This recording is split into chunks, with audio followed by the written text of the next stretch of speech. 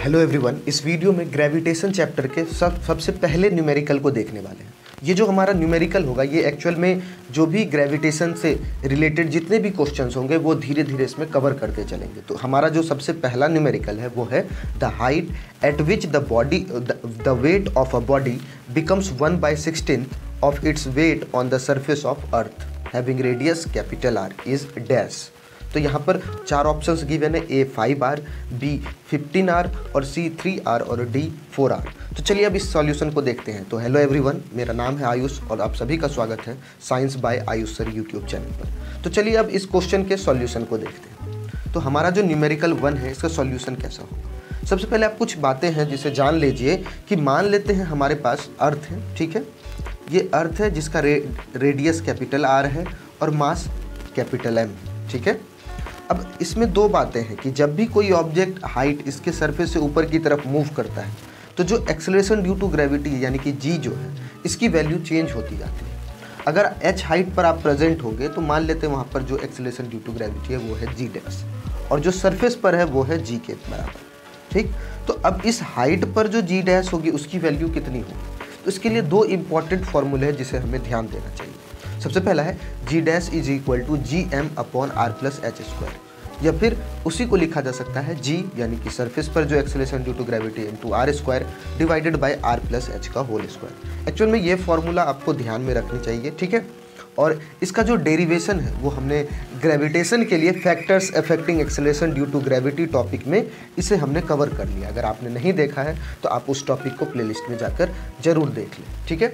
तो यहाँ पर आपको ध्यान क्या रखना है कि किसी भी हाइट पर एक्सेलरेशन ड्यू टू ग्रेविटी की जो वैल्यू है वो होगी जो सरफेस पर एक्सेलरेशन ड्यू टू ग्रेविटी यानी कि जी इंटू अर्थ का radius r square divided by r plus h का होल स्क्वायर, ठीक है।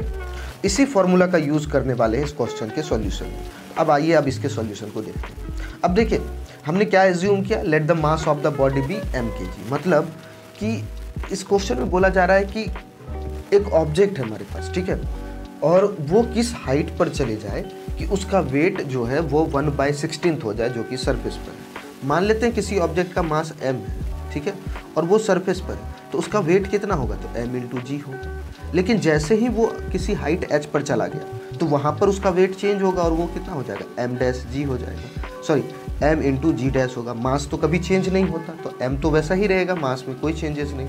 लेकिन जो एक्सेलरेशन ड्यू टू ग्रेविटी उसकी वैल्यू चेंज हो जाती है। अब जैसे ही एक्सेलरेशन ड्यू टू ग्रेविटी की वैल्यू चेंज होगी उस ऑब्जेक्ट का जो वेट है वो भी चेंज हो जाएगा, ठीक है। तो अब सोचने वाली या समझने वाली बात यह है कि ये जो यहाँ पर वेट है वो इस सरफेस पर जो वेट है उसका कितना टाइम्स है, वो है 1/16 टाइम्स, ठीक है। अब आइए आगे समझते हैं। तो हमने क्या बोला कि जो मास है उस बॉडी का वो एज्यूम कर लीजिए कि mkg का है। तो सरफेस पर उसका वेट कितना होगा, तो m इंटू जी। वहीं पर जब वो हाइट किसी हाइट पर चला जाए तो उस हाइट पर जो उसका वेट होगा वो हो जाएगा m इंटू जी डैश, ठीक है। अब इसके बाद क्या है कि क्वेश्चन में गिवन है कि किसी हाइट पर जो वेट है उसका वो उस सरफेस के वेट के 1/16 है, यानी कि जो वेट है at height h is 1/16 of weight at surface.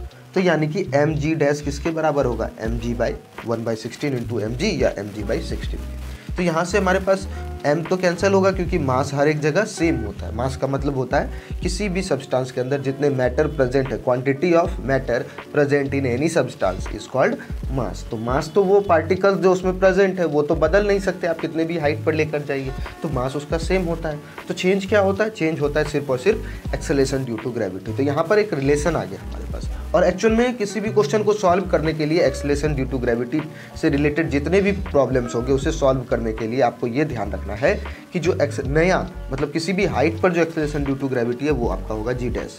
तो उस हाइट पर जो एक्सेलरेशन ड्यू टू ग्रेविटी है वो सरफेस के एक्सेलरेशन ड्यू टू ग्रेविटी के कितने टाइम से। एक बार अगर ये पता चल गया तो अब डायरेक्ट इसे सॉल्व किया जा सकता है। तो हमारे पास एक रिलेशन आ गई कि जी डैश जो है वो कितना है, 1/16 टाइम है सरफेस पर जो जी है। इसके बाद किसी भी हाइट पर जो जी डैश है एक्सेलरेशन ड्यू टू ग्रेविटी उसकी जो वैल्यू होती है वो होती है सरफेस पर जितना है मल्टीप्लाइड बाय आर स्क्वायर, ठीक है, divided by r plus h का होल स्क्वायर। इसी फॉर्मूला का के हेल्प से इस क्वेश्चन को सॉल्व करने वाले हैं। तो अब आइए देखते हैं।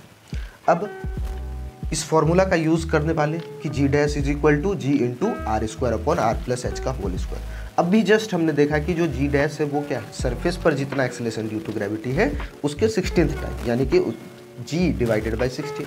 ये किसके इक्वल होगा, तो g into r square divided by r plus h का होल स्क्वायर। जी और जी कैंसिल हो गया। अब यहाँ पर क्रॉस मल्टीप्लाई अगर कर दिया जाए तो हमारे पास होगा 16 इंटू आर स्क्वायर, और ये 1 के साथ मल्टीप्लाई होगा तो आर प्लस एच का होल स्क्वायर। अब जैसे या दोनों साइड होल स्क्वायर है तो आप इसे स्क्वायर को रिमूव करना चाहते हैं तो स्क्वायर रूट कर दीजिए बोथ साइड्स, तो ये आपका बचेगा 4r equal to R plus H. तो जहाँ से हमारे पास जो हाइट है वो निकल कर आता है 3r, मतलब कि जो ऑब्जेक्ट है, जो आपका अर्थ है जिसका रेडियस r है, उससे 3 गुना रेडियस पर यानी कि 3r डिस्टेंस जब चले जाएंगे तब उसका जो वेट है, ठीक है, वो हो जाएगा 1/16 टाइम्स। मान लीजिए ये 16 kg का यहाँ पर है, तो 3r डिस्टेंस पर अगर आप जाएंगे तो ये 16 kg चेंज होकर हो जाएगा 1 kg, यानी कि वहाँ पर उसका वेट हो जाएगा 1 kg। ठीक है, तो उम्मीद है आपको इस क्वेश्चन का सॉल्यूशन समझ आया होगा। ठीक है, तो यहाँ तक वीडियो को देखने के लिए बहुत बहुत धन्यवाद। Thank you so much for watching this video. And अगर आपको ये वीडियो अच्छा लगा हो तो वीडियो को लाइक कर दें, ठीक है, चैनल को सब्सक्राइब भी कर दें। Thank you so much.